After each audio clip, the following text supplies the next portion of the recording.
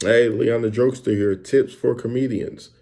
Okay, so a lot of times comedians will ask, how do I negotiate? How do I negotiate? And so I said, okay, let me go ahead and help some comedians out. All right, so when it comes to negotiating a comedy show, you have to get into the mindset of like having like not just a flat fee or a set fee. You have to actually have what we call a high end and a low end. And the reason for this is you never want to shoot yourself in the foot with just a flat fee, because what if they don't like that flat fee? If you tell someone $7,000, they may not like $7,000. So what you have to do is you have to negotiate what's the highest amount that you would like to make doing the show. And let's just say it's $5,000. Then you got to also tell them what's the lowest that you will go. And then from the lowest, let's say that's 3,500. So 5,000 is your high end, 3,500 is your low end. Meet me in the middle, meet me on or closer to the 5K, meet me by the 3,500. But another thing I would say, and I know that this is hard for a lot of comedians that are just now starting comedy. I'm seasoned. I've been in the game 10 years, so it doesn't make me no never mind, because I know how much hard work that goes into it. The reason why the price has to be the price is because the people that book you, they don't know that behind closed doors, there's a lot of work that's going on to make sure their show is good.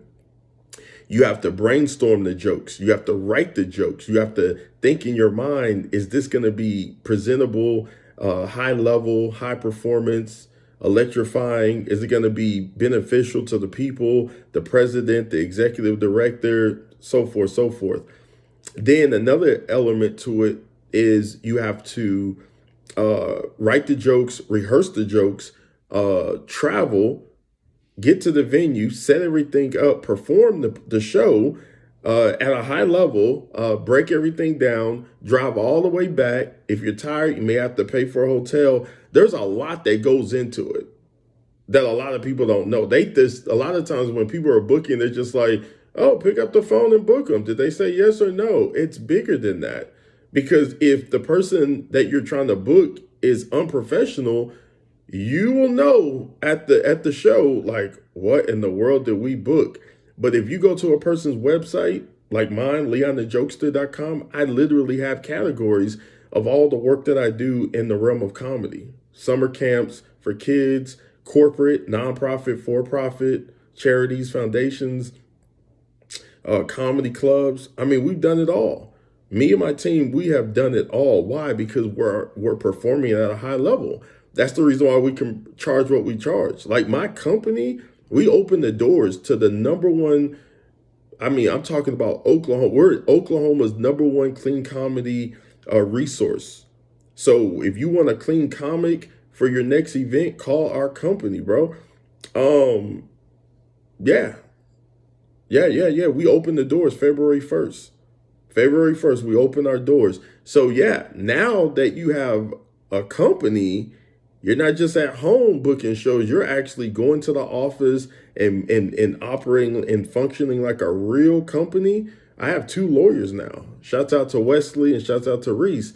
So, what am I saying? I'm saying that when you get to the level that I'm at now, you can't just charge pennies anymore. You can't just do the $500 shows anymore. That stuff was cute when we first started, 10 years ago, but it's 2025. So things have changed, times have changed. I've learned the game. I've studied business for the last decade, so I know how everything functions. I won't put it all online because I'm not going to expose how companies make money, what they can pay out, what they can't, how they put together the events. I learned all of that. So that way I wouldn't get taken advantage of, because if they hope you don't know, because if you don't know, yeah, they can get you for that 500. But once they know, oh wow, yeah, 3,500 low end, 5,000 high end. Oh yeah, he's been negotiating deals. So it's like once you learn that, then you run with that. So I hope that helps. Again, people are not paying for the time on stage, they're paying for the years of experience. For you to be able to go and do a 20-minute show, 40-minute show, 60-minute show, that took years. It took me over a decade to be able to perform at such a high level with guaranteed laughs. And then on top of that, I can share my story, how I got to this point. And you just got to be compensated, man. Like, people got to stop being cheapskates and realize that if you want quality work, you got to pay for it.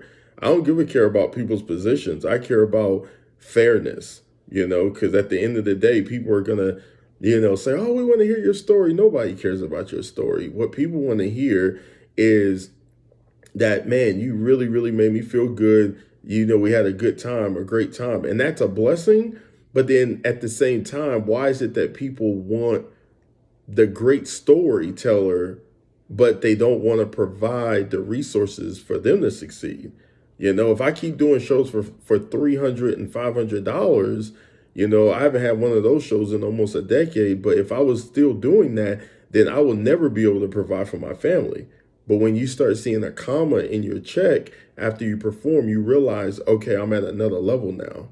And let me tell you, like it's a great feeling to know that, hey man, we locked in the show, we did what we had to do. So I hope that helped.